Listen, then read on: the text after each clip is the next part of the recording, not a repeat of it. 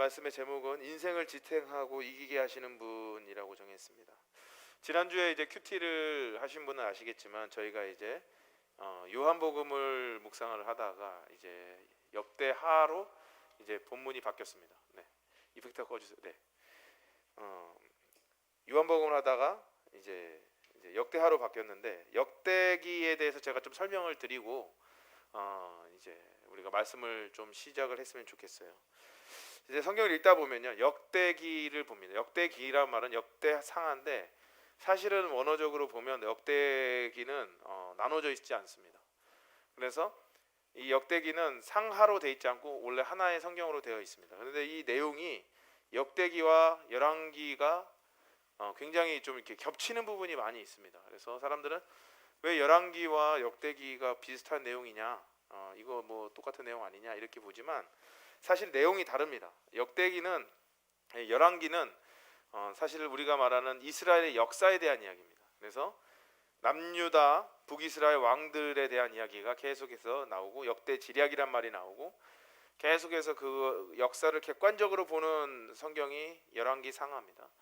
근데 역대기 역대상하는 이게 지류가 좀 다릅니다. 역대상하는 남유다에게 하나님이 주시는 약속의 말씀, 다시 말하면 다윗의 언약을 중심으로 하나님이 이 언약을 성취해 나가서 포로 시기까지 가는데 포로 시기 이후에까지 역대기에는 다 기록이 되어 있습니다. 그러나 반대로 열왕기는 포로로 끌려가는 그때까지만 기록이 되어 있고 그 이후에는 기록이 되어 있지 않은 것을 볼 수가 있습니다. 그래서 우리가 간단히 이야기를 하자면 열왕기상하는 역사적인 그냥 사건을 나열한 것이고 역대기는 하나님이 약속하신 남유다 다윗 왕조를 어떻게 이끌어 가셨는지를 이야기하는 겁니다. 그래서 열왕기는 말 그대로 왕의 중심으로 쓰여 있다면 역대기는 하나님의 중심으로 쓰여 있습니다. 하나님의 역사의 중심. 그래서 역대하를 보면 성전이 건축되는 기점으로 상과 하를 나눠놨죠. 그래서 이 성전이 먼저 이제 건축되는 것을 중심으로 이제 이 역대기가 이제 기록이 되어 있다라는 겁니다. 그래서 이 역대기 상하는 핵심 단어가 있습니다. 핵심 단어. 이 핵심 단어가 중요한데 핵심 단어가 뭐냐면 겸손과 예배입니다. 제사. 이 두 가지가 핵심 단어로 등장을 하죠.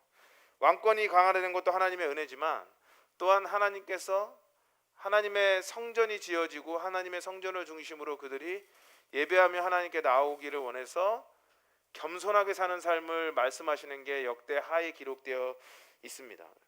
그리고 역대기는 히브리 문학에서 어떻게 되냐면 이제 족보가 나와요. 그래서 히브리어로 되어 있는 문학적 글에서 마지막 족보가 나오는 문학인데 유다 지파, 다시 말하면 이 다윗을 시작으로 다윗의 계보들이 쭉 해서 나옵니다. 그래서 이것이 어디로 연결되냐면 마태복음의 족보가 연결이 돼요. 그래서 마태복음도 왕이신 예수님을 기념하고 생각하고 그것으로 족보를 기록했는데 그것이 마태복음까지 넘어가는 그런 연관성을 가지고 있다는 겁니다. 쉽게 말하면 역대기를 읽을 때 이 묵상을 할 때요, 다윗의 자손의 왕권과 제사 그리고 그들이 겸손하지 못했던 삶에 대해서 하나님이 다시 회복하는 역사가 역대하에 나와 있는 내용입니다. 다시 말하면 그래서 이야기를 드리면 겸손과 제사에 대해서, 다시 말하면 우리의 예배에 대해서 우리가 깊게 고찰을 하고 생각을 해야 되는 내용이 바로 역대하에 나와 있는 내용이죠. 솔로몬이 정치를 잘했다 하는 내용이 나온 것이 아니라 솔로몬이 하나님 앞에 붙들림 받아 성전을 건축하고 이 건축한 성전이 온전히 이루어져서 하나님 앞에서 우리의 삶에 어떻게 자리 잡게 되었는가를 말하기 위해서 역대기가 쓰여지게 됐다는 겁니다. 그래서 우리의 중심이 하나님의 성전, 우리가 소위 말하는 이제 이 교회가 성전이라고 하면 교회를 중심으로 우리의 삶이 재편되는 것을 의미하는 것이 아니고요, 우리 마음 안에 하나님의 성전이 들어와 있는가 아닌가에 대한 문제를 역대하를 묵상하시면서 깊이 생각해야 됩니다. 나의 삶의 중심은 하나님의 성전인가, 다시 말하면 우리의 마음이 하나님의 성전이 되어가고 되었는가 그렇지 않은가에 대한 문제를 심도 있게 다룬 것이 역대하라는 거죠. 우리의 삶의 중심은 무엇입니까? 우리의 삶의 중심이 정말 하나님의 성전에 있습니까? 다시 말하면 우리의 마음이 하나님의 성전으로서의 역할을 하고 있는가? 이것을 우리가 생각을 해봐야 되는데 이것이 이제 질문을 던질 때마다 우리는 거기에 굉장히 찔림이 있습니다. 정말 나는 하나님을 예배하는데 내 인생의 모든 것을 걸고 내일이 없는 것처럼 하나님을 예배하고 있는가? 매일매일 하나님을 만나고 하나님이 우리 마음에 임하신다는데 그 성령 충만한 삶을 목적으로 가지고 살아가고 있는가?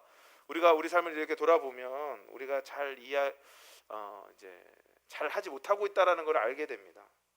오늘 본문에 보면 성전을 건축한 솔로몬은요, 성전을 세울 때 다윗이 모든 재료와 모든 것을 준비해 놓습니다. 다윗이 뭐라고 그러냐면, 솔로몬아, 너는 내가 준비한 것보다 더 많은 것을 가지고 성전을 세워야 될 것이다 라고 이야기하니까 솔로몬이 지혜를 가지고 어떻게 하냐면 두로 왕에게 연락을 해서 필요한 모든 재물보다 더 많은 것들을 요구해서 더 큰 성전을 짓고 더 아름답게 성전을 지으려고 합니다. 실제로 다윗은 하나님께 이 성전의 설계도를 받거든요. 그 설계도를 가지고 성전을 지었고 또 지을 수 있는데도 솔로몬은 더 큰 열심을 가지고 성전을 짓습니다. 근데 이게 왜 그렇게 되냐면 역대하 1장 2장에 보면 솔로몬이 자기 처지를 잘 알았기 때문에 그렇게 했다라고 우리가 볼 수 있습니다. 왜냐하면 솔로몬의 어머니는 밧세바였습니다. 그러니까 밧세바가 누굽니까? 다윗이 범죄했던 여인이잖아요. 그러면 왕권을 봤을 때 우리가 소위 말하는 서얼 출신, 다시 말하면 인정되지 않는 사람, 그런 범죄한 여자에게 태어났던 7번째 아들의 솔로몬은 사실 왕권이 될 수 없는 상황에서 왕이 됩니다. 하나님의 일방적인 추천을. 그러니까 솔로몬은 알고 있는 거죠. 자기가 누구인지. 그러니까 하나님에게 의지할 수밖에 없다라는 것을 솔로몬이 알아서 자기 아버지인 다윗이 했던 모든 말을 지켜내가려고 하고 순종적이며 하나님을 예배하려는 강력한 믿음이 있었던 사람이 솔로몬입니다.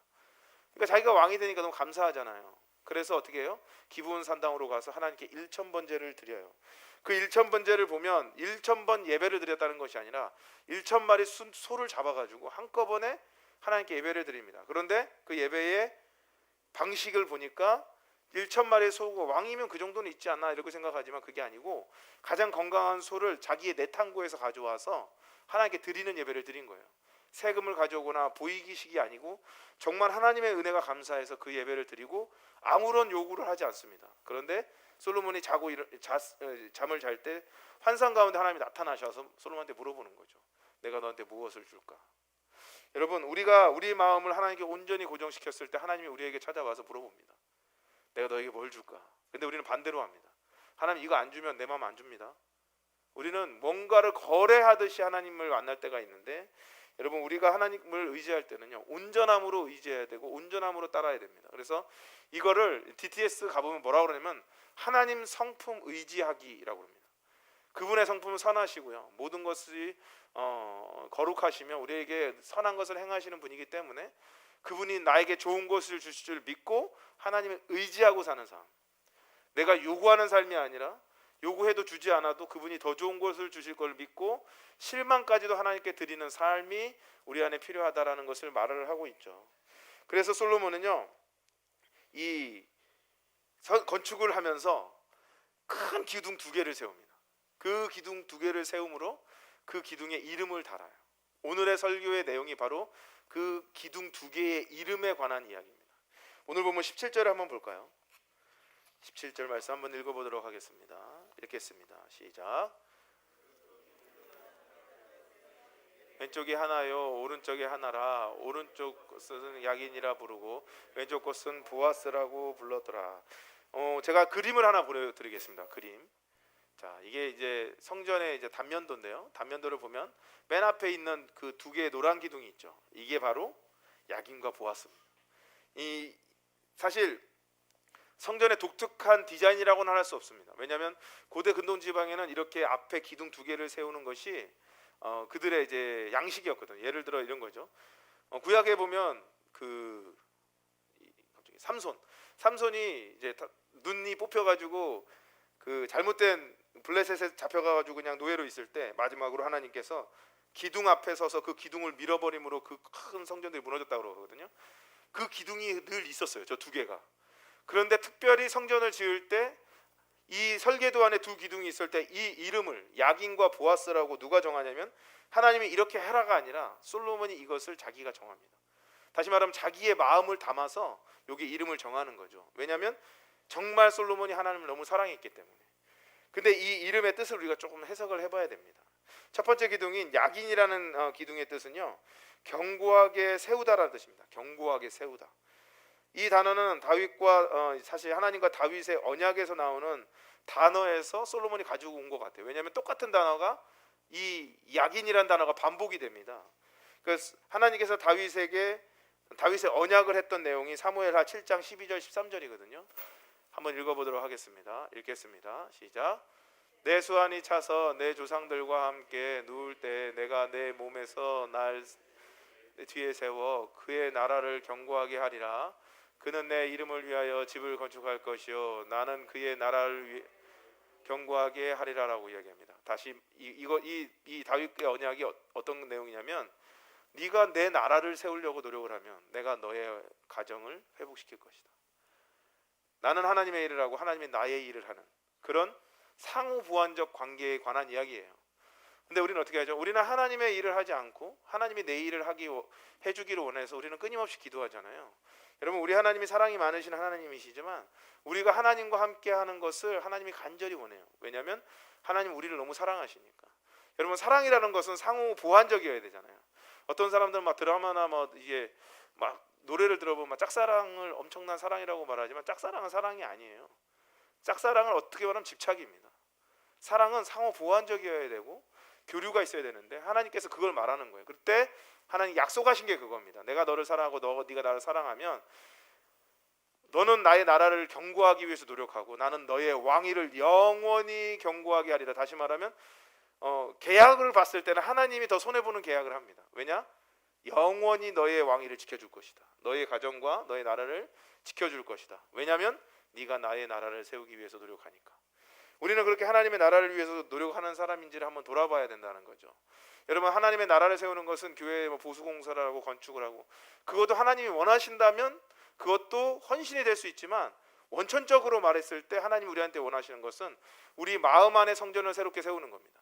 그게 어떤 성전이냐? 바로 거룩의 성전입니다. 근데 우리는 이 거룩하게 내 마음을 지켜내고 내 마음을 하나님 앞에 드리는 삶에 굉장히 미온적이고 아무도 보지 않으니까 나는 죄를 짓는데 익숙한 삶을 살아가는 것이 가장 큰 문제라는 거예요. 이 견고하게 세우다라는 이 야긴이라는 말은 이제 우리 현대의 한국어로 표현을 하자면 어떤 뜻이 되냐면 지탱하는 힘의 강력함에 관한 이야기입니다. 그러니까 어떤 무게나 어떤 어려움을 이겨낼 수 있는 강력한 힘, 그것이 어디서부터 온다고요? 하나님에게서부터 옵니다. 하나님이 성전을 지으라고 했고 하나님이 인도하셨고 하나님이 약속하셨다면 순종하는 솔로몬은 그 모든 것을 지탱할 수 있는 힘이 생깁니다. 왜냐하면 누가 하니까? 하나님이 하시니까.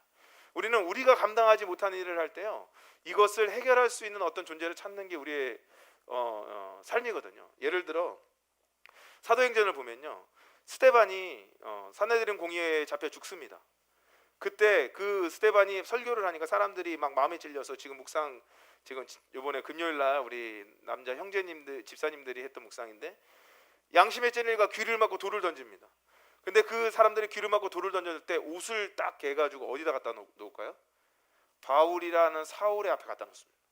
왜냐하면 나쁜 짓을 아는데 나쁜 짓 아는 것을 책임 전가를 하기 위해서 가장 유력한 사람 앞에 그 옷을 갖다 놓음으로 책임 전가를 하려고 하는 것이 우리의 삶입니다.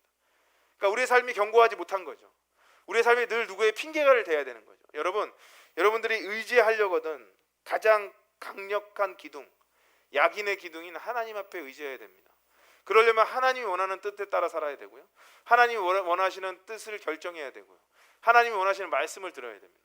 그렇게 한 인생이 만약에 망했다, 여러분 그래도 걱정하지 않으셔도 됩니다. 그것은 한낱 광야에 불과한 거예요. 하나님 역사할 거니까. 그래서 우리는 늘 우리의 삶을 돌아봐야 되는 거예요. 우리 하나님 약속하신 거예요. 내가 너의 나라를, 너의 왕위를 견고하게 하리라. 왜냐하면 우리가 하나님 앞에 온전히 순종하는 삶을 사니까. 그게 바로 야긴의 기둥의 뜻입니다. 하나님이 그렇게 우리의 가정과 우리의 삶을 견고하게 하시고 계신지 여러분 생각해 보십시오. 정말 이 삶이 견고한가?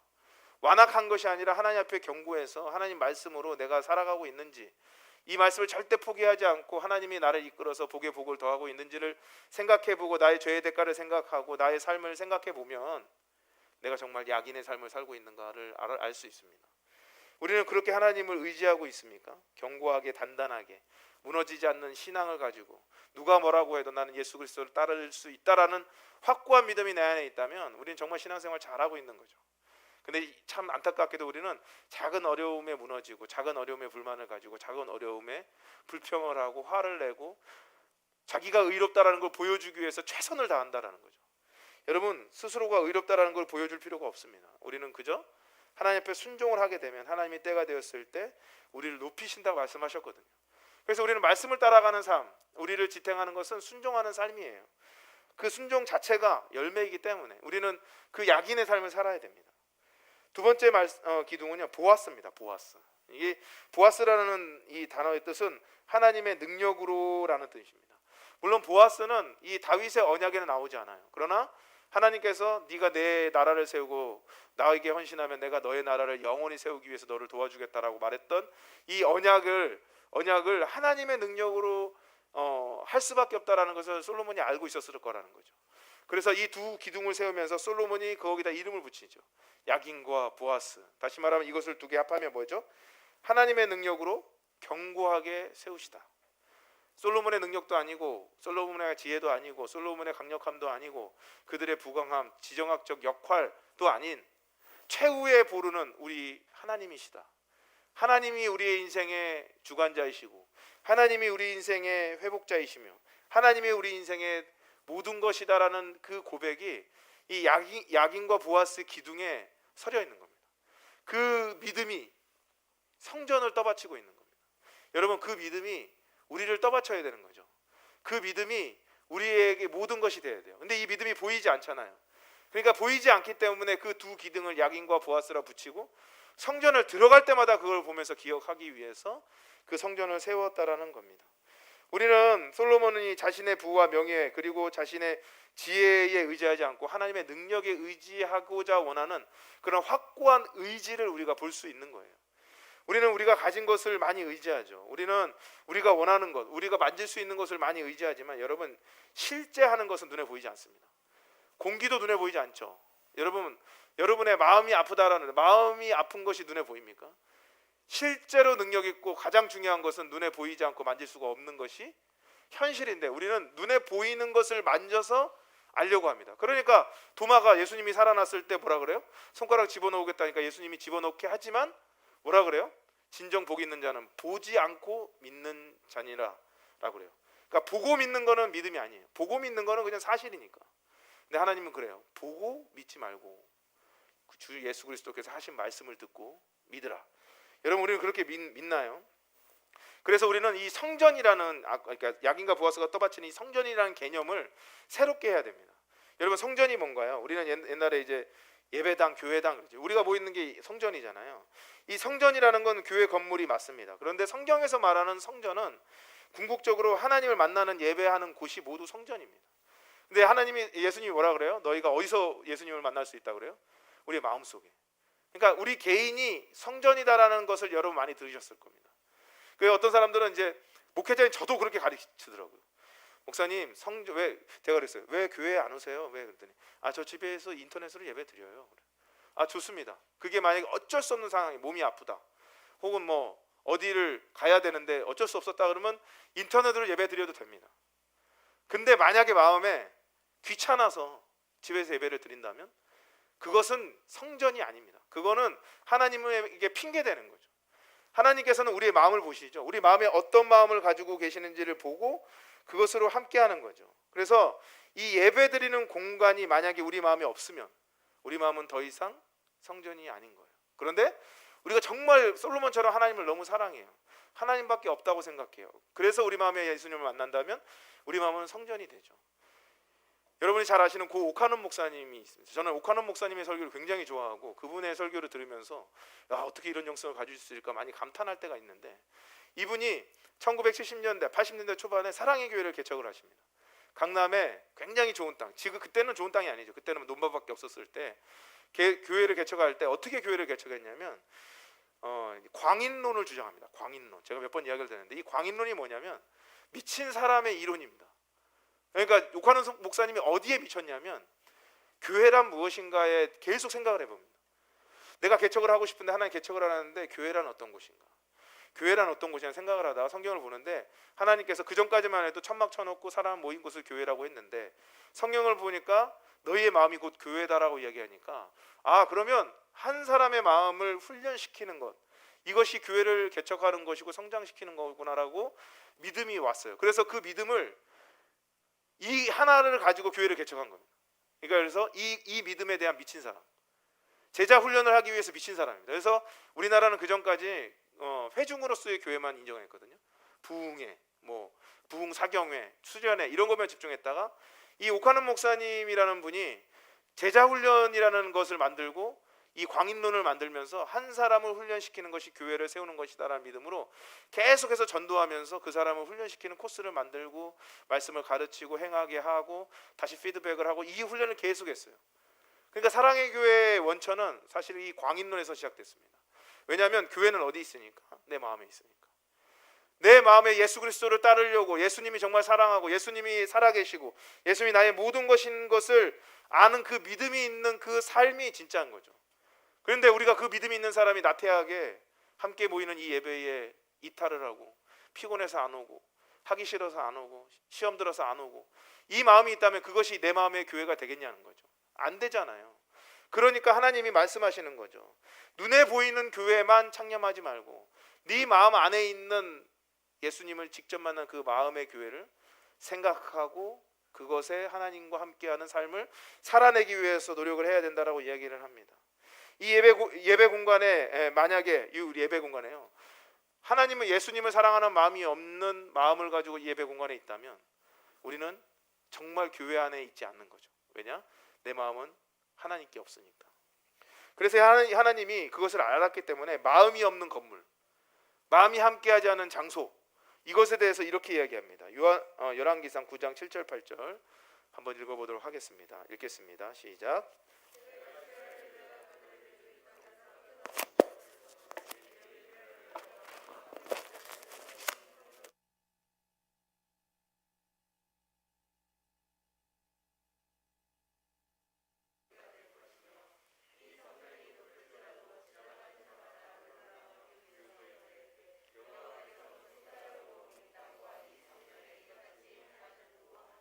네, 마음이 없는 성전에 대해서 이렇게 이야기합니다.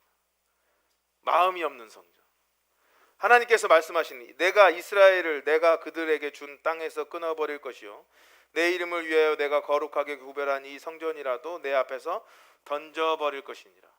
내가 그들에게 준 땅에서 끊어버린다는 거죠. 내 이름을 위해서 내가 거룩하게 구별한 이 성전이라도 마음이 없잖아? 그러면 이것은 아무것도 아니야. 여러분, 여러분의 삶과 여러분의 마음이 얼마나 중요한지 아시겠죠? 여러분, 정말 예수 그리스도를 만나고 내 마음에 예수님이 임하시는 분들은 예수님이 하라는 대로 하거든요. 그래서 하나님께서는 교회 성전에 출석해서 그곳에서 함께 연합해서 주의 말씀을 듣고 주님과 함께 머무르라고 이야기하는데 우리는 오늘도 그 말씀을 배신합니다. 그리고 우리는 어떻게 선택하냐면 내가 편한 방식, 내가 그냥 좋아하는 방식, 익숙한 방식을 계속해서 주장하는 겁니다. 여러분 잘 생각해 보시면 성전을 세우고요 중앙에다 성전을 딱 만들었습니다. 왜냐하면 그 전까지는 각 이방 사람들이 섬겼던 산당에다가 예배를 드렸거든요. 하나님이 모든 것을 철폐합니다. 그리고 기브온 산당에 있었던 하나님의 성막을 성전 안으로 가져오시면서 모든 것을 중앙으로 집결하라는 명령을 내리는 거죠. 그런데도 어떻게 하죠? 이스라엘 사람들은 자기가 편한 가까운 성전을 섬기느라 그곳에 가서 하나님을 배신합니다. 하나님을 섬긴다고 그곳에 가지만 실제로 하나님을 섬기는 것이 아니라 내가 편한 방식으로 내 방식대로 하나님을 따르는 거죠. 여러분, 그것은 하나님을 섬기는 게 아닙니다. 그거는 하나님을 믿는 방식이 아니에요. 우리는 우리 마음에 있는 것을 하나님께 드려야 됩니다.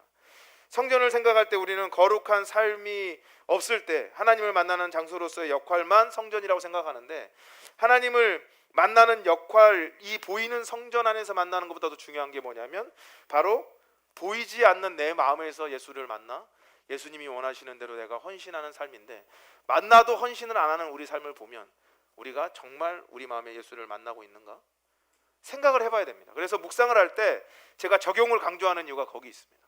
우리가 마음이 있는 곳에는요, 우리가 행동이 따르게 되거든요. 마음이 있는데 어떻게 행동이 따르지 않겠습니까? 하나님께서는 우리의 그걸 강조하시는 거예요. 그 성전이라는 것을 하나님께서 던져버린다고 이야기하셨을 때 우리는 이렇게 생각해야 됩니다. 성전이 무가치한 것이 아닙니다. 소망주는 교회 이 성전 예배당이 무가치한 곳이 아니에요. 근데 이곳에 계신 있는 우리가 마음에 하나님을 모시지 않고 만나지 않으면 이 성전은 바로 무가치해집니다. 다시 말하면 우리가 하나님을 위해서 산다고 하지만 내가 하나님을 무가치하게 만드는 존재가 될 수 있다. 그래서 우리는 우리를 끊임없이 돌아봐야 됩니다. 여러분, 우리가 하는 눈에 보이는 헌신, 내 주도의 헌신, 내 주도의 선교, 내 주도의 헌금, 내 주도의 하나님을 향한 성경 공부가 하나님께 영광을 돌릴 수 있을까요? 눈에 보이는 그 행동이 정말 하나님께 영광을 돌릴 수 있을까요? 여러분, 사람은 감동시킬 수 있어도 하나님을 감동시킬 수는 없습니다. 하나님은 우리 마음에 대해 관심이 많거든요. 우리가 어떤 마음을 가지고 하나님에 대하는지, 어떤 마음으로 하나님을 따르는지, 어떻게 순종하는지에 관심이 많거든요. 그 한적인 예가 뭐냐면 엘리 대제사장의 실패에 관한 겁니다. 이 엘리 대제사장의 시대는 모든 것이 타락했습니다. 그래서 전쟁이 일어났어요. 블레셋과 전쟁을 했는데 일방적으로 지는 겁니다. 여러분, 구약에서 보면 이방과 전쟁이 일어났을 때 지잖아요. 그 의미는 뭐냐면 그들이 온전히 하나님을 만나지 못했다라는 증거입니다. 근데 그거를 자기가 듣고 알았음에도 불구하고 그것을 회개하지 않는 거죠. 여러분, 우리 인생에서 우리가 고난을 만날 때 이 고난이 왜 오는가? 여러분, 첫 번째 우리의 죄를 체크해 봐야 됩니다. 두 번째, 하나님 가르치실 것을 생각해 봐야 돼요. 이게 구속사잖아요. 이것을 제가 여러분들에게 계속 가르치는 이유는 이 방법 아니고서는 고난을 이겨낼 수 있는 방법은 없습니다. 세상을 의지해서 살아가는 방법밖에 없는 거예요. 하나님이 일으키시는 거니까 하나님이 하시는 방법을 생각해야 되는데 엘리는 너무 타락했거든요. 그러니까 어떻게 하냐면 그 전쟁 장소에 어디 들은 건이 있어가지고 법궤를 보냅니다. 그러니까 법궤가 가면 무조건 이겼었거든요, 옛날에. 근데 그 법궤를 누가 가져가느냐? 자기의 아들 홈니와 비느하스가 가져갑니다. 제사장이죠. 근데 이 사람들 어떤 사람인 줄 아세요? 이 사람들은 갈고리를 던져가지고 하나님께 드려지는 번제나 화목제 중에 큰 던져서 걸려 나오는 것을 하나님께 드리지 않고 자기가 먼저 먹었던 사람이에요. 이것이 너무 악한 죄인데 또 하나가 뭐가 있었냐면 주기적으로 성전을 섬기는 여종들과 함께 성관계를 맺으면서 악한 행위를 했던 사람들입니다. 근데 이것을 가지고 엘리가 몰랐냐? 아니, 엘리가 알았어요. 어떻게 알았냐면 사람들이 이것을 가지고 엘리 대제사장에게 찾아갔거든요. 당신의 자녀가 너무 악한 행동을 합니다. 그러면 그를 이제 훈계합니다. 근데 훈계하고 대가를 치르지 않게 합니다. 제사장직을 계속 감당하게 하는 거예요. 그리고 그 홈니와 비느하스가 법궤를 들고 하나님이 징계하시는 전쟁 가운데 갑니다. 처음에 딱 들어갔을 때 막 이스라엘 사람들이 막 소리를 지릅니다. 막 사기가 충천하죠. 사기가 충천하니까 블레셋 사람들이 알게 된 거예요. 아, 우리를 곤란에 처하게 했던 그 법궤가 왔구나. 우리는 죽었다. 우리는 졌다. 그래서 막 이스라엘 사람들은 막 좋아서 막 전쟁을 나가려고 준비하고 막 사기가 충천합니다. 그러니까 홈니와 비느하스가 옛날에 그랬듯이 딱 법궤를 메고 앞으로 갑니다. 그리고 어떻게 됐을까요? 처절한 패배가 그들에게 다가옵니다. 우리는 그때 말할 수 있어요. 하나님, 나는 주님께 그렇게 특심했는데 왜 나는 이 일이 안 됩니까? 여러분, 안 되는 이유를 하나님께 찾는 건 좋지만 스스로를 잘 돌아볼 수 있어야 됩니다.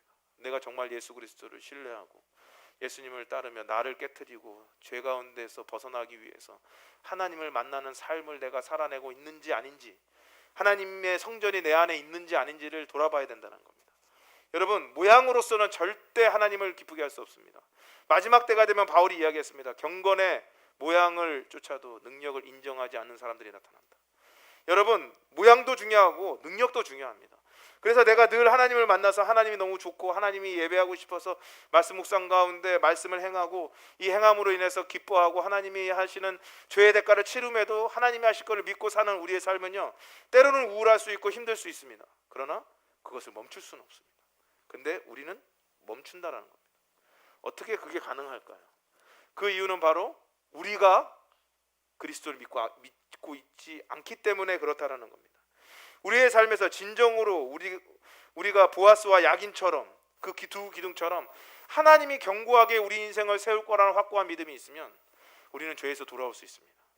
내 인생의 모든 것이 하나님의 것이니까, 내 인생 모든 것을 내가 의탁했으니까, 하나님이 나의 모든 것을 보고 있으니까 죄에서 자유로울 수도 있고 죄에서 싸울 수도 있고 넘어져도 일어날 수가 있는데 우리는 그렇게 보이지 않는 것에 창념하는 삶을 쉽게 포기한다는 겁니다. 오늘 본문에서 이야기하고 있는 야긴과 보아스의 의미가 하나님의 힘으로 우리를 견고하게 세우심인데 우리는 그렇게 하나님의 힘으로 견고하게 세워지는 삶을 살기 위해서 어떤 발버둥을 치고 어떤 노력을 하고 어떤 삶을 사는지 우리를 돌아보면 우리는 정말 너무나 한탄스럽게 하루에 30분조차도 하나님과 있지 않습니다. 하나님을 생각하지 않습니다. 우리가 하는 일을 막 미치도록 합니다. 돈을 벌기 위해서는 잠도 안 자고 일을 합니다. 근데 하나님을 만나기 위해서는 가장 짜투리 시간을 하나님께 드리고 가장 쉬는 시간을 하나님께 드립니다. 어제 우리 남자 청년들 묵상 교육을 하고 이제 고대에 다니는 청년이 하나 있는데 그 청년을 데려다니면서 이야기하는데 그 친구가 그 이야기 하더라고요. 알바를 하고 있다가 그러니까 알바가 이제 앉아서 하는 알바였나 봐요. 그러니까 학교에서 이제 근로 장학생이니까 책을 보면서 묵상을 잘해서 자기가 풍성했대요. 근데 그 알바를 안 하게 된 거예요. 근데 그때부터 전쟁이 시작되었다. 왜? 자기가 의지적으로 하나님을 만나라고 나가는 시간이 전혀 없더라는 거예요. 여러분 우리는 하나님 앞에서 그런 시간을 맞이하게 됩니다. 내가 의지를 다해서 하나님께 찾아 나가야 되는 그 시간. 근데 의지를 다하려고 하니 의지가 다 되지 않습니다. 의지를 다해서 시간을 내서 의지를 다해서 나를 희생해서 하나님을 만나야 성전을 세우는데 하나님을 만나려고 하려고 했더니 한 번도 그렇게 살아본 적이 없어. 등 떠밀려서 교회 다녔고 등 떠밀려서 묵상했고 등 떠밀려서 헌신했어. 분위기 좋아서 헌신했어. 분위기 좋아서 하나님을 따르고 묵상했어. 그런데 고난 가운데 예수님을 따르라고 하니 우리가 그것이 가능하지 않다라고 생각할 때가 많다라는 겁니다. 다윗의 자손의 왕권을 견고하게 세우시기로 약속하신 그 하나님은 우리의 그 헌신을 보기 원합니다. 개인적으로 하나님을 견고하게 만나고 견고하게 하나님을 따르는 우리의 삶을 생각하기 원하는데 우리는 우리를 지탱해주는 그 예수 그리스도에 대한 생각이 한낱 우리의 노력으로 내 인생이 지탱되어 있다라는 착각에 빠집니다. 여러분 우리는 하나님 때문에 너무나 하나님 때문에 이루어지는 인생이 굉장히 우리의 많음에도 불구하고 더 높은 곳, 더 많은 것을 추구하다가 하나님을 무시할 때가 너무 많이 있다라는 거죠. 그 이유는 우리가 늘 의지하는 대상이 하나님이 아니라 세상이기 때문에 그렇습니다. 하나님은요 분명히 솔로몬한테 말했어요. 네가 성전을 지으니 내가 너의 왕궁도 짓게 해주겠다. 하나님께서 먼저 그의 나라 의를 구하면 내가 너의 모든 것을 채워주겠다고 얘기했습니다. 우리는 반대로 하는 거죠. 우리의 나라를 우리의 집을 세워주면 내가 하나님께 헌신하겠다. 하나님, 제가 이제 개척을 할 때 어떤 분도 그런 게 있어요. 하나님 이거 일하는데 이거 잘 되면 강신호 목사님 하실 때 헌금하겠습니다. 여러분 이런 기도가 최악의 기도입니다. 하나님은 그것을 원하시는 것이 아니에요. 하나님은 우리에게 말씀하시는 거죠. 너는 누구를 의지하느냐. 하나님께서 우리에게 다시 한번 말씀하시는 거죠. 너의 내면 안에는 누가 너를 인도하고 있고 너는 어떤 마음으로 이 사업과 이 관계와 이 교회와 자녀 양육에 그리고 너의 삶을 살아가느냐. 우리는 계속해서 생각하는 게 뭐냐면 세상적으로 어떤 안정감을 누릴 수 있을까? 세상적으로 어떻게 좀 편하게 살 수 있을까? 세상적으로 어떻게 살아갈 수 있을까? 여러분 세상적으로 그렇게 살아가고 편한 삶이 처음에는 잘 되는 것 같지만 결국은 우리를 힘들게 하는 것을 많이 봅니다. 하나님 우리를 계속해서 그렇게 말씀하시는 거죠. 우리의 안정감이 어디 있는가? 솔로몬의 안정감은 솔로몬이 받은 지혜에 있지 않았습니다. 처음에는 우리 하나님께 있었습니다. 그 지혜도 하나님이 주셨으니까 그 주체를 잘 생각해야 됩니다. 우리의 자녀의 교육, 여러분 자녀 교육 아무리 잘 시켜보십시오. 자녀 교육은 한계가 있습니다. 하나님께 의지해야 이 자녀를 잘 양육하고 할 수 있다고 성경에서 이야기를 하고 있잖아요. 무엇을 의지하고 있나? 여러분 오늘 집에 돌아가셔서 꼭 많이 생각해 보셔야 됩니다. 나의 안정감은 무엇인가? 나의 안정감이 자녀인가? 나의 안정감이 돈인가? 내 안정감이 내 부모인가? 우리의 안정감은 오직 예수 그리스도만 될 수 있는 겁니다. 요즘 세대 트렌드를 좀 제가 많이 연구하는 편입니다. 제가 이제 청년 사역하니까 뒤떨어지지 않기 위해서 막 신조어를 막 공부하는데 진짜 요즘 신조어는 진짜 짜증나. 이해가 안 되고 이게 뭐 말이 돼? 저도 이제 꼰대가 돼가는 거죠. 이제 우리 주빈이가 하는 말에 자꾸 제가 잔소리를 하는 걸 보면 저도 이제 꼰대가 돼가는데 트렌드를 많이 연구를 하면 이제 사람들을 이해할 수 있거든요. 그래서 2021년도 신축년 트렌드를 설명회는 서울대 김난도 교수님이 책을 냈습니다. 그래서 몇 가지의 신박한 단어가 있는데 그 중에 1위가 뭔지 아십니까? 들어보셨어요? 자본주의 퀴즈. 우리는 이 단어를 따라갈 때 보면 이게 무슨 말이지라고 이제 생각을 하잖아요. 근데 그 말에 다 의미가 있더라고요. 그 의미를 쭉 찾아봤습니다. 이 찾아가 보니까 어떤 의미를 가지고 있냐면 1990년대에 태어나신 이제 분들이 어떤 교육을 받았느냐면 자본주의에 어떻게 살아가야 된다는 훈련을 받습니다. 그래서 1990년대 이전의 사람들은 어떻게 교육을 받냐면 돈을 받잖아. 그러면 모아 이겁니다. 모아. 그래서 저축합니다. 근데 1990년대 이후의 사람들은 부동산이 폭등하고 IMF가 막 터지니까 모아서는 못 살아 하면서 투자해. 이렇게 배웁니다. 근데 이 투자해를 어떻게 이 태어나신 분들이 배우냐면 우리가 삶하는 우리가 가지고 있는 어떤 하나의 어떤 일이 아니라 여러 가지의 투자를 합니다. 예를 들어 여러분이 잘 아시는 개인 방송 유튜브가 하면 여러분 돈 많이 벌 수 있을까요? 많이 벌고 안 벌고가 아니라 이 사람들은 이 90년대 이후의 사람들은 이것을 투자해서 재정을 이렇게 돌리고 굴리는 방법에 대해서 굉장히 특화되어 있습니다. 그래서 이것을 막 많이 합니다. 이뿐만 아니라 PPL 아시죠? 드라마에서도 이제는 어떤 특정 그 상표를 이렇게 보여주면서 딱 올려놓잖아요. 옛날에는 우리 이제 사람들 뭐라 그러냐면 이렇게 어떻게 드라마에서 그럴 수가 있어? 이렇게 나왔는데 요즘 애들은 그럴 수 있지. 돈을 벌 수 있잖아. 그러니까 돈을 벌 수 있으면 다 가능합니다. 범죄하지 않는 범위 내에서. 돈을 벌 수 있으면 다 가능하고 돈을 벌 수 있으면 다 할 수 있는 겁니다. 그것을 MZ 세대라고 그래요. 제가 이걸 나쁘게 말하는 것이 아니라 그들은 이 자본주의 경제 체제에서 자기가 할 수 있는 모든 것을 활용해서 그것으로 돈을 모으려고 하는 능력을 가지고 있는 사람들입니다. 굉장히 발달되어 있죠. 그 중에 하나가 뭐냐면 얼마 전에 어떤 이제 치킨집 이 사장님이 그 가난한 두 형제가 배가 고파서 이렇게 치킨집에 이렇게 오니까 이것을 보고 그를 도와줍니다. 그래서 맛있게 먹이고 고맙다 이제라고 하고 다음에 배고프면 또 와 이렇게 보냈습니다. 그랬더니 이 형제들이 그 형제 중에 하나가 이제 형이 고등학생이거든요. SNS에다 올린 거예요. 아 감사한 사장님 하면서 이걸 SNS에 딱 올렸어요. 그랬더니 젊은 세대, 이 90년대 이후의 세대들, 지금의 35세 이하 사람들이 내가 이 사장을 혼쭐을 내는 게 아니라 뭐라 그러죠? 돈줄을 낸다 그러죠. 돈으로 혼낸다. 이게 옛날 같으면 어떻게 우리는 이제 봉투 가지고 가서 아유 사장님 수고하십니다 이렇게 하면 이미 우리는 꼰대가 된 거야. 그게 아니라 주문을 막 너무 주문을 하는 거예요. 그래서 나중에 배달 안 해주셔도 되니까 여기서 수수료 떼시고 세금 떼시고 나머지를 가지세요. 아니면 배달을 해주세요. 근데 막 한 사람이 막 치킨 10마리 뭐 이렇게 시키는 거예요. 왜 그럴까요? 시장 경제를 잘 알기 때문에 그런 거예요. 막 파워블로거들이 그 사진 찍어가지고 막 올려버리는 거예요. 그러니까 이 블로거들을 보는 젊은 세대가 막 소비 트렌드가 워낙 강하니까 가가지고 막 그걸 사는 겁니다. 그래서 그 사장님이 어떻게 됐을까요? 치킨집 문 닫았어. 왜냐하면 주문을 다 못하는 거예요.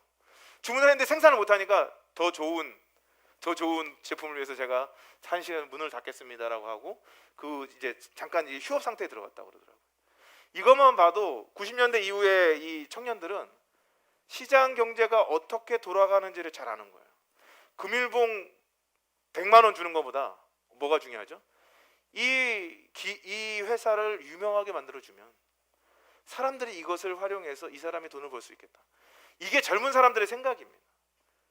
이게 젊은 사람의 생각이고 이 트렌드가 우리 안에 가득해요. 근데 자본주의 퀴즈가 좋은 것도 있지만 그 동학개미 서학개미라고 그러잖아요. 이 개미들이 많아져서 좋은 것도 있지만 또 반대로 이들이 너무 돈에 심취하는 것도 문제가 됩니다. 사실은 우리의 삶에서 우리를 지탱해 주는 것은 돈이 아니거든요. 돈을 터부시하는 게 아닙니다. 돈이 필요하죠. 근데 우리를 지탱해 주는 것은 돈이 아니라는 것을 우리 연세가 드신 우리 기성세대들이 우리 아들 자녀들에게 계속 이야기해 주지만 매스미디어 학교에서 배우는 것은 시장 경제 체제에서 어떻게 살아남느냐를 배우게 되기 때문에 이들이 계속해서 그런 데 특화되어 있는 겁니다. 저희 같은 지방에 선한목자교회 문용호 목사님이라고 계시는데 제가 이분을 굉장히 존경하거든요. 이분이 책을 많이 쓰신 분이에요. 근데 이제 교보문고에 가서 이제 3월 한 달 되는 그 베스트셀러 책을 딱 찍었는데 그런 일이 없었대요. 1위부터 7위까지가 다 재테크와 주식에 관한 거였대요.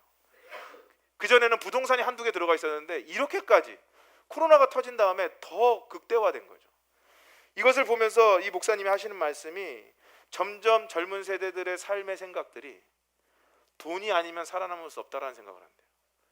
여러분, 돈이 아니면 살아날 수 없다는 생각은 누가 만들어준 것이고 누가 그렇게 생각하겠나요? 집 한 채 없으면 그냥 우리는 죽나요? 저희 부모님은 집이 없이도 평생을 사셨어요. 하나님께서는 우리에게 그렇게 방법들을 제시해주고 살아갈 수 있는 길을 인도하는데 젊은 세대 그리고 우리의 모든 사람들이 생각하는 것은 우리의 의지 대상은 미래의 안정성이다라고 이야기를 하는 거죠. 여러분, 보험을 많이 들어도 병 들으면 그만 아닙니까? 우리는 그런 것들은 생각하지 못하고 재정이 우리를 안정하게 하고 재정이 이 돈의 흐름을 깨닫고 돈의 흐름대로 살아가며 그 돈의 흐름을 깨닫고 인식하는 것이 하나님의 뜻이라고 착각을 하고 살아간다라는 거예요. 돈을 배우고 돈이 어떻게 흘러가는지 관리하는 건 정말 중요하죠. 그러나 하나님이 우리의 버팀목이라는 생각을 버리시면 안 돼요. 그 돈 주시는 분도 하나님이라는 생각을 잊으시면 안 돼요. 바울은 성경에서 그래요. 돈을 사랑하는 것이 일만하게 뭐라고요? 근원이라고 그랬습니다. 돈이 너무 좋아서 돈을 의지해서 사는 우리 삶, 그 삶이 우리를 너무 힘들게 해야죠. 솔로몬이 칭찬받은 이유가 뭐죠? 하나님에게 돈을 구하지 않고 지혜를 구했기 때문이에요. 하나님의 이 일을 감당할 수 있도록, 하나님이 이 모든 것의 지탱자이시며 하나님이 이 모든 것의 주관자이시며 하나님께서 모든 것을 우리에게 역사하신다는 확고한 믿음을 가지고 살아가는 것이 하나님 우리에게 말씀하시는 거예요. 우리는 더 이상 돈 때문에 하나님을 등지는 인생이 되어서는 안 되겠죠. 그래서 예수님이 말씀하세요. 내가 너희의 필요를 안다. 누가복음 12장 28절부터 30절에 오늘 있다가 내일 아궁이에 던져지는 들풀도 하나님이 이렇게 입히시거든 하물며 너희 일까 보냐. 믿음이 작은 자들아 너희는 무엇을 먹을까 무엇을 마실까 하여 구하지 말며 근심하지 말라. 이 모든 것은 세상 백성들이 구하는 것이라. 너희 아버지께서는 이런 일이 너희에게 있어야 할 것을 뭔다고요? 아시고 계신다. 하나님이 여러분들이 필요한 것을 아시고 계세요. 여러분의 필요한 것으로 여러분을 훈련시키시는 거지 주시지 않는 분이 아닙니다. 하나님을 믿을 때는 우리가 하나님의 성품을 믿어야 됩니다. 그분이 100% 선하시기 때문에, 그분이 늘 우리와 함께 하시기 때문에 하나님이 그 믿음을 가지고 살라고 이야기를 합니다. 근데 우리 자식 교육을 시킬 때 보면 우리가 이 자식들이 교육을 어떻게 시키냐면 그 자식이 가지고 있는 어떤 본연의 원하는 것들 그리고 잘하는 것들, 인정받는 것들에 대해 집중하는 것이 아니라 요즘 현대 사람들은 어떻게 하냐면 그 모든 것을 다 상실합니다. 그리고 돈을 잘 벌 수 있는 곳, 이렇게 지칭을 해버리는 거죠. 그래서 이 일을 하는 사람은 잘 사는 사람이고 이 일을 못하는 사람은 잘못된 사람이라고 하는 인식이 너무 강하니까 이 젊은 세대들도 그냥 아예 포기를 해버립니다. 인생을 저거 못하면 잘 안 되는 인생. 그러나 우리는 하나님께서는 뭐라고 그러냐면 그렇게 따라가지 말고 하나님이 너희에게 원하는 것이 무엇인지 깊이 깨닫고 그대로 살아가라 라고 말씀하십니다. 여러분, 우리는 뒤처지면 죽는다라고 배웁니다. 여기 계신 이제 기성세대 우리 집사님들도 그렇게 배우지 않았습니까? 뒤처지면 죽어. 여러분, 우리나라는 뒤처지면 죽는 나라가 아닙니다. 뒤처져 봐도 뒤처지지 않을 때가 많습니다. 저도 뒤처졌다고 생각했습니다. 제가 미국에 가기 전에 인도에 갔을 때 저랑 계셨던 담임 목사님이 저한테 뭐라 그랬냐면 이 나이에 대학원 가서 빨리 목회하기 위해서 준비해야지 인도에 가면 어떡하냐라고 했습니다. 그러나 뒤처지는 것이 아닙니다. 하나님의 인도를 받고 하나님께 의지하는 삶은 뒤처져 보이지만 뒤처진 것이 아니라 훨씬 견고한 야긴과 보아스의 삶을 살아내는 겁니다. 사람들이 이거 너는 언제 커질래? 라고 하지만 그것은 그들의 생각입니다. 제가 미국에 있을 때 선교사님 한 분이 저를 잘 아시는 분이 오더니 저랑 같이 있었던 목사님이 계셨어요. 그 목사님이 이야기를 듣더니 저한테 그랬어요. 신우가 너 언제 커질래?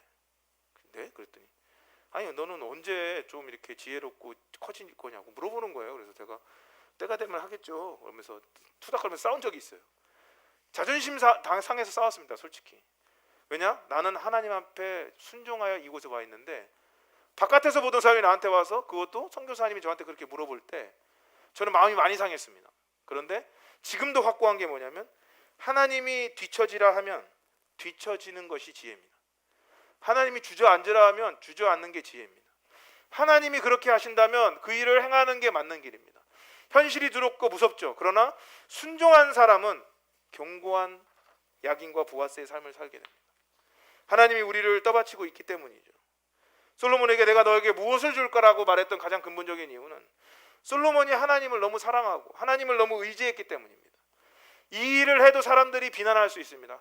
그것과 상관없이 그 말씀에 의지하여 내 마음의 성전을 지탱해주는 그 하나님의 말씀과 하나님의 그 뜻에 의지하여 살아가는 인생이 되면 처음에는 욕을 먹고 무너져가지만 안정감이 없어서 내가 힘들어할지 모르겠지만 결국 하나님은 그 두 기둥으로 우리를 세우신다라는 겁니다. 우리는 그렇게 야긴과 보아스의 삶을 살고 있는가 한번 돌아보셔야 됩니다. 너희의 인생을 말씀 위에 굳건히 세우는 것은 세상의 돈도 아니고 명예도 아니고 학벌도 아니고 성품도 아니다. 너희의 인생을 세우는 분은 곧 다 하나님이다라고 하나님이 우리에게 말씀하고 계신다는 겁니다. 우리는 우리가 원하는 대로 살아봤죠. 우리가 가지려고 가져봤죠. 우리가 가려고 추구해봤습니다. 내 자녀가 잘 되려고 내가 최선을 다해봤습니다. 그런데 결론이 나지 않는다면 다시 한번 하나님께 돌아가야 됩니다. 하나님, 나는 하나님이 아니고서는 이 인생의 큰 문제들을 해결할 수 없고 나는 하나님이 아니고서는 내가 아무것도 아니라는 것을 하나님께 고백한다는 신앙이 우리 안에 있어야 됩니다. 솔로몬은 자기가 서자의 출신으로서 가진 것도 없고 할 수 있는 것도 없고 왕권도 불안할 때 하나님께 일천번제를 드리고 지혜를 구했던 사람입니다. 우리는 그렇게 하나님께 지혜를 구하고 매일매일 하나님의 삶에 나아가서 하나님을 바라보는 사람인지 아닌지 우리는 바라봐야 된다는 것입니다. 우리는 세상의 트렌드, 아까 말했던 트렌드를 알아야 될 필요는 있습니다. 그러나 참고사항이지 우리가 꼭 그렇게 된다라고 우리를 지칭해서는 안 됩니다. 우리는 하나님의 말씀 안에 거룩함으로 인생을 살 때 하나님의 방법으로 살 수 있습니다. 하나님 우리를 그렇게 인도하셨습니다. 하나님이 우리를 그렇게 만드셨습니다. 그러면 그분이 가시는 그 길에 따라 우리는 실망치 않고 일희일비하지 않고 하나님의 앞에 엎드러지는 인생이 되면 오늘 말씀의 제목처럼 인생을 지탱하시고 이기게 되신 그 하나님의 그 믿음에 대해서 우리가 살아갈 수 있게 되는 것입니다.